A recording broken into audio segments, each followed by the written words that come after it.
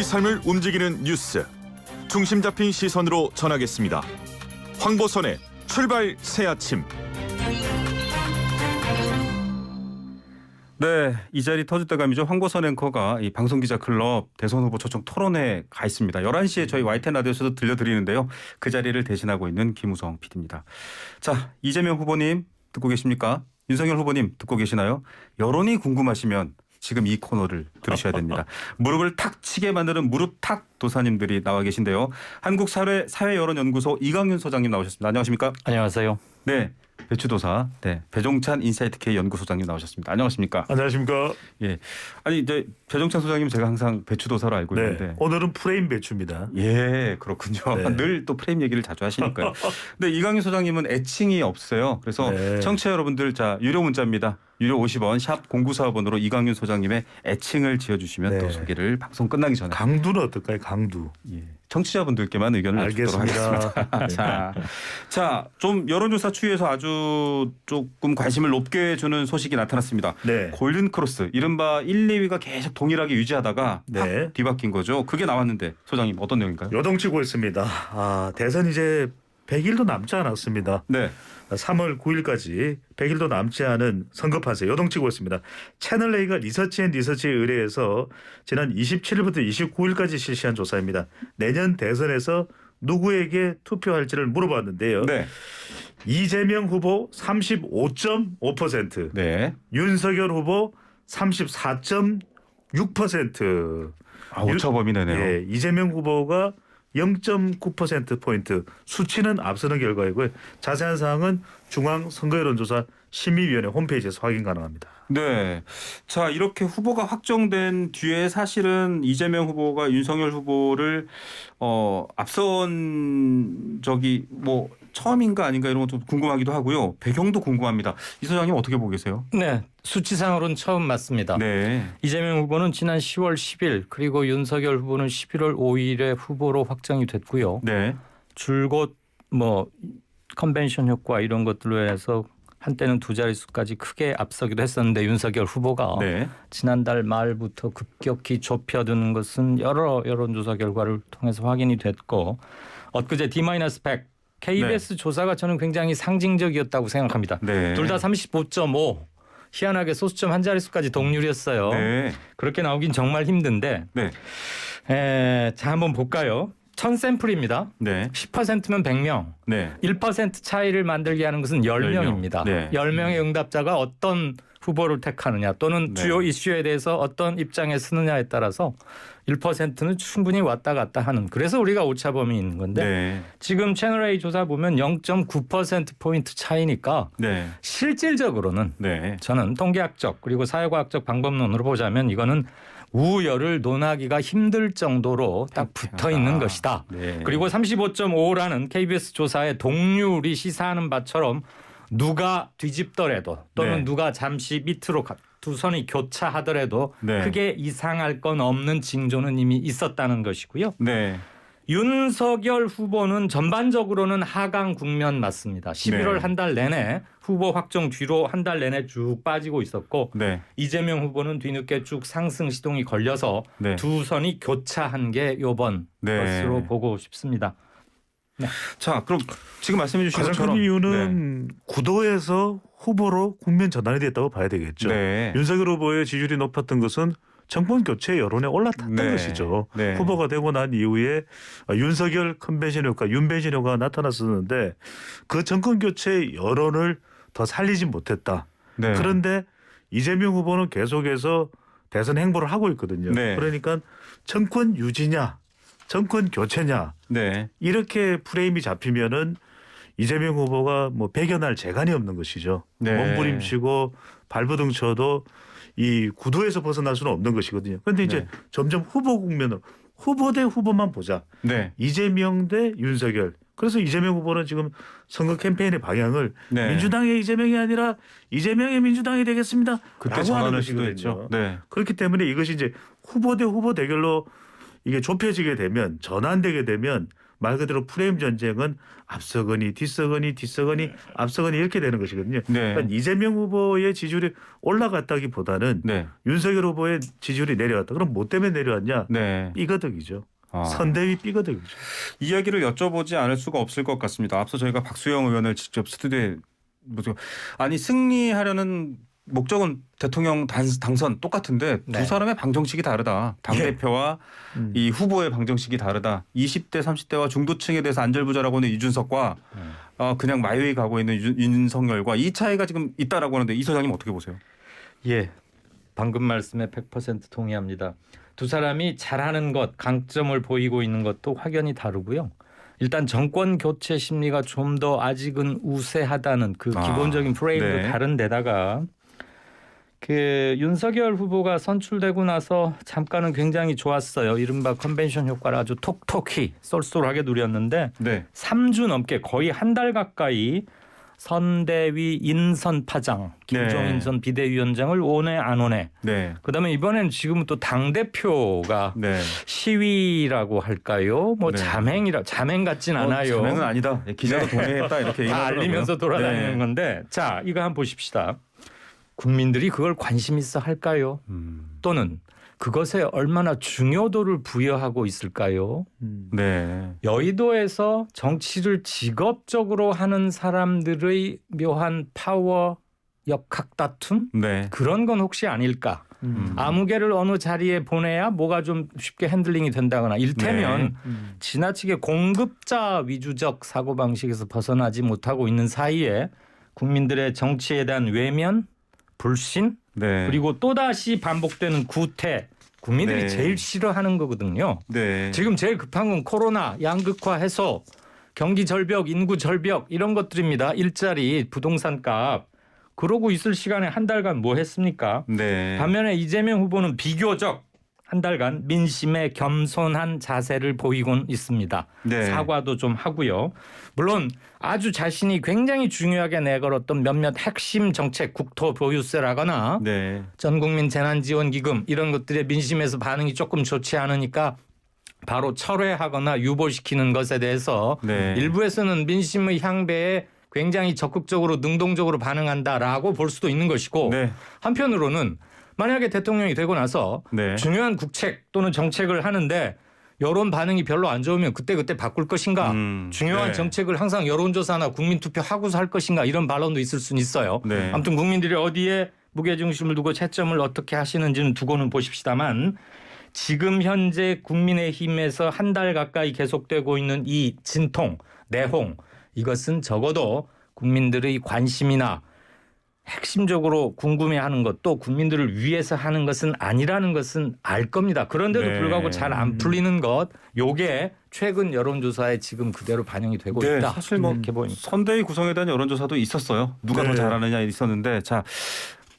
아주 강하니까 강도사 죄송하다고 6344님 네 보내주셨고 8601님은 속이 꽉 찬 배추도사가 있으니 속이 단단한 무도사 좀 이광윤 소장님이 강하다 이런 이미지를 강도사 주시는 것 이거는 같습니다. 잘 끊어 읽어야 되겠네요. 예, 그렇죠. 강도사입니다. 강도사로 해야 네. 되는데 강도사 이건 네, 좀 네. 맞습니다. 자, 배추도사님께 여쭤볼게요. 지금 말씀하신 것처럼 여러 가지 당내 내용이라던가 네. 정말 국민들의 여론과는 동떨어진 것 아닌가 이런 우려들 분석해 주셨는데. 그러니까요. 이게 우리 황보선의 출발세 아침을 통해서 제가 여러 차례 말씀드렸듯이 네. 이번 대선은 프레임 전쟁, 네. 자기 지지층은 붙들고 있는 상황에서 MZ 세대 여성 중도층을 노려야 되는 것이거든요. 네. 말 그대로 M 여중입니다. 네. 그러면 이준석 대표가 중요하지 않은 게 엄청나게 중요한 거죠. 네. 특히 20대 남자, 30대 남자를 견인하고 있잖아요. 당 대표입니다. 당적을 두고서 이재명 후보 캠프로 그러니까요. 간 청년들도 있어요. 그런데 네. 지금 마치 김무성 전 대표의 옥새 들고 나르샤처럼 부산으로 간 건 이건 당의 지지율도 그렇고 대선 후보의 경쟁력에도 타격을 줄 수가 있잖아요. 네. 이러지 말아야 되죠. 그런데 네. 더 중요한 것은 이러지 말도록 윤석열 후보가 잘했었어야 되는 것이죠. 네. 그러니까 윤석열 후보에게는 간단합니다. 이번 대선에서 득표에 도움이 되는 4명의 남자가 있어요. 네. 한 남자 아니고요. 네. 4명의 남자가 1번 김종인, 네. 2번 이준석, 네. 3번 홍준표, 네. 4번 안철수예요. 아. 그러면 이준석 대표가 2030 세대의 표심을 견인하고 있잖아요. 네. 그렇다면 최대한 존중해야 되죠. 당에서 너무 지나쳐 할 정도로 이 대표님 이번에 그 충청도 가는데 같이 가시겠습니까? 네. 아이고 제가 호빵을 10개 사왔는데 야채를 좋아하세요? 단팥을 좋아하세요? 그러니까 이런 배려가 있으면 당에서도 그러니까 바깥에 주펴보는 유권자들의 시각이 중요합니다. 저렇게까지 30대 당대표를 존중하는 윤석열 후보의 모습 감동적이에요. 그러면 네. 표심이 모이는 것이거든요. 그러니까 누가 지금 나의 득표에 나의 경쟁력이 중요한지가 사실은 핵심인 거예요. 예, 당과 컨벤션이 아니라 이제 후보 개인이 등장했다라는 건 두 전문가가 말씀해 주셨는데 방금 저기 배종찬 소장님의 말에 이어서 제가 여쭤보면 네. 윤석열 후보 같은 경우는 최근에 또 주 52시간제 폐지했다가 폐지는 아니었다 논란도 있고, 그러니까 후보 개인의 어떤 발언 리스크 같은 문제도 있기 때문에 점점 그 골든 크로스가 사실은 좀 더 심화되지 않나라는 예상도 가능할까 이런 그런 걱정도 있어요. 동의합니다. 이재명 후보 입장에서 볼 때 골든 크로스겠죠. 네, 말은 평소 사고의 반영이다. 네. 유명한 언어 철학자 비트겐슈타인의 말을 네. 굳이 빌지 않더라도 중요한 국면에서 중요한 사안에 대해서 툭 튀어나온 말을 나중에 수습하는 거요. 네. 또는 진의 있는 그게 아니었다. 한두 번은 모르겠는데 네, 거의 매번 그러면은 평소에 의식 체계가 뭘까? 네, 그다음에 저분은 도대체 언제나 되면 수습하지 않고 두 번째 부연 추가 설명하지 않고 제대로 하고 싶은 말을 한꺼번에 쭉 깨끗하게 해낼 수 있을까 네, 궁금해하는 거 당연하고요. 정치 지도자가 되겠다는 사람은 그렇게 말할 수 있는 능력을 갖추는 게 의무입니다. 네. 서비스를 넘어서 의무예요. 예. 그런데 주 52일 주 노동 시간 네. 같은 거 특히 한국하고 터키에만 있었다 이런 발언은 역사적 사실을 지극히 도외시한 또는 모르는 네. 왜곡시키는 겁니다. 노동운동이 깊이 발전했고 노동의 역사가 긴 나라에서는 미리미리 네. 노동조합을 통해서 교섭을 통해서 이미 그렇게 유급노동을 해오고 있었어요. 그래서 네. 굳이 법이 필요치 않았던 거예요. 그렇죠.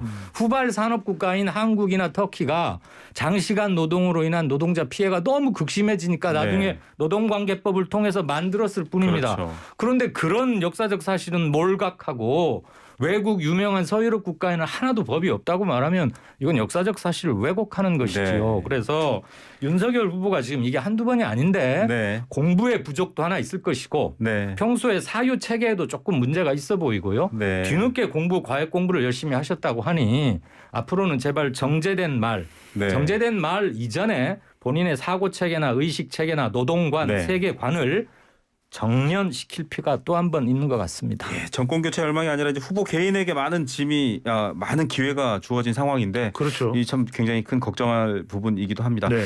소장님, 네. 지금 사실은 두 분 다 소장님이셔서 제가 네. 예. 죄송합니다. 앞으로 배 저기 소장님. 이강규 소장님은 네. 강도사 내지 대장으로 불러주시죠. 알겠습니다. 예, 그 지금 청년 인재 영입 좀 시간이 네. 짧으니까 잠깐만 짚고 넘어가겠습니다. 네. 제대로 효과를 보고 있나 이런 얘기도 있고요. 또 여러 가지 뒤에 구설도 따라 붙고 하고 있습니다. 어떻게 보세요? 효과가 별로 없죠. 네. 그러니까 우선적으로는 이번 대선의 성격을 이해하셔야 돼요. 이번 대선은 프레임 전쟁입니다. 네. 그러니까 프레임 전쟁이라고 하는 이념가 네. 그리고 MZ세대 여성 중도층은 이익을 노려요. 네. 이익을 겨냥하고 있습니다. 그래서 나한테 MZ세대에게는 도움이 되느냐? 진보냐 보수냐 이야기를 안 하죠. 여성 유권자분들한테 진보 택할래요? 보수 택할래요? 이게 아니란 말이거든요. 네. 그렇다면 누가 20대 30대 인물이 영입되느냐 네. 여성 누가 영입되느냐 관심 없어요. 네. 철저하게 이번 대선은 이재명과 윤석열에 대한 관심입니다. 네. 그런데 아까도 말씀드렸듯이 윤석열 후보는 4명의 남자는 이건 관계가 중요하죠. 핵심이기 때문에. 네. 그리고 이재명 후보는 3명의 남자입니다. 네. 노무현, 문재인, 김대중이에요. 네. 그 외의 사람들은 그냥 실무진으로서 또는 선대위에 참여하는 역할 정도인 것이지 그 사람을 보고 표심이 바뀌는 게 아니거든요. 네. 그러니까 누구를 영입했다. 아무런 효과가 없습니다. 이번 대선에는 예. 별다른 효과가 없고 그 영입된 인물이 무슨 이 스캔들이 있다, 의혹이 있다, 논란이 있다. 네. 잠깐 보도 기사로 다뤄지는 정도이기 때문에 네. 분명히 명심해야 될 건 뭐냐면 이번 대선은 철저하게 후보의 신상 위주로 전개된다라는 거. 그걸 그래서 주목을 해야 되겠죠. 좀 여쭤볼 게 있습니다. 이 후보자에 대해서 최선이 아니라 차선을 택한다라는 조사도 황당했지만 그것보다 더 좀 중요한 게 배우자에 대한 호감도 조사가 네. 나왔습니다. 이거 어떻게 봐야 되나요? 채널A에서 거의 네. 처음 그 부인들 네네. 조사 질문으로 공식으로 다룬 건 처음 같아요. 네. 이번 대선의 가장 큰 특징 중에 하나가 후보들 개인 리스크, 그다음에 네. 좀 안티들이 많다 이런 거였는데 그 부인들도 네. 썩 그렇게 호감도에서 좋은 점수를 받고 있는 것 같지는 않아요. 적어도 채널A 오늘 어제 저녁에 발표된 조사만 보면 네. 앞으로 이런 관련 조사들도 여러 개 나올 텐데 그때 묶어서 한번 봐야겠지만 그 여러 가지 소문들이 좀 있지 않았었습니까? 네. 그리고 특히 윤석열 후보 부인 되시는 분은 뭐 지금도 여러 주가 조작 네. 관련 등등등 네. 굉장히 많고 개인 소문도 많고 벽화도 있었고 논문 네. 얘기도 있어서 게다가 그거에 대해서 본인이 나와서 뭘 한번 언론 활동이나 자연스러운 사회 활동을 통해서 대중과의 접촉을 늘리고 네네. 조금씩 해소해가는 과정이라기보다는 지나치게 은둔, 신비, 베일 이랬기 때문에 왜 그런 정보가 부족할 땐 소문이 더 커지지 않습니까? 그렇죠. 네. 이제는 더 이상 나오지 않고 버티기에는 좀 힘든 시간으로 자꾸 가고 있고요. 등포한 얘기를 한번 하시는군요. 양상을 네. 보시죠. 네. 배 소장님. 이게 왜 중요하냐면은 이번 대선은 제가 후보자만 본다 그랬잖아요. 네. 후보자 개인의 문제가 있으면 치명적인 타격을 받습니다. 네. 그것도 정도가 아주 심하면 네. 그러니까 작은 것 정도로는 치명적인 타격을 주지는 않겠죠.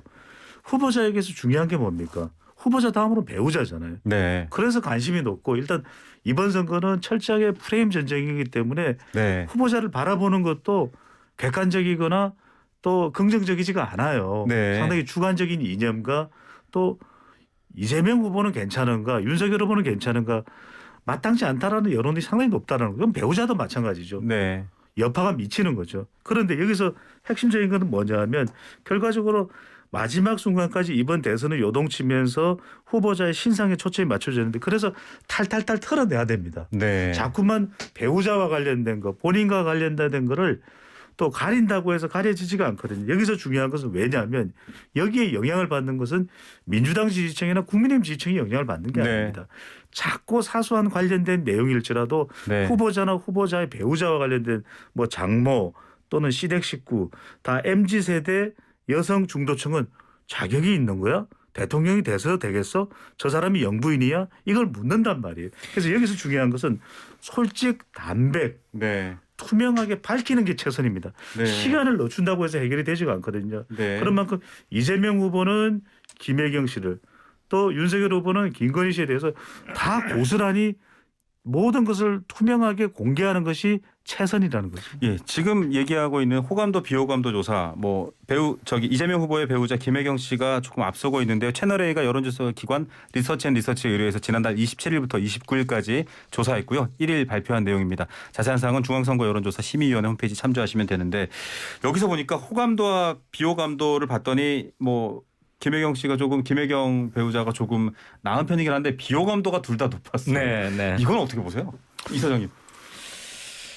제대로 된 정보 전달 및 사실관계 확인보다는 네. 그동안 김혜경 부인, 그러니까 이재명 후보의 네네. 부인인 김혜경 씨에 관련해서는 지난 2017년 민주당 경선 때도 한번 그렇죠. 내홍을 겪은 네. 적이 있어요. 네. 이른바 해경궁 홍신이 뭐니 네. 그래서 민주당 전통 지지층들 사이에서는 꽤 뭐 구문에 가깝고 네. 윤석열 후보 부인의 경우는 그동안 소문으로 집중적으로 또 이른바 엑스파일 등등등 네. 제대로 걸러지지 않은 것들 그러나 영원히 피해갈 수는 없고 결국은 네. 그 고개를 한번 넘어야 할 겁니다. 네. 다들 고민이 많을 텐데 올 이달 중하순부터 아마 네. 시작이 되겠죠. 네. 예, 자 김건희 배우자의 등판도 관심사고요. 아니, 그러니까 시간상 오늘은 여기까지만. 배우자 두 사람이 출발세 아침에서 나와서 그러면 좋을 것 같습니다. 토론 배틀을 하면 돼요. 네, 배치도사 배종찬 소장님 또 강도사 이강윤 소장님이었습니다. 감사합니다. 고맙습니다. 고맙습니다.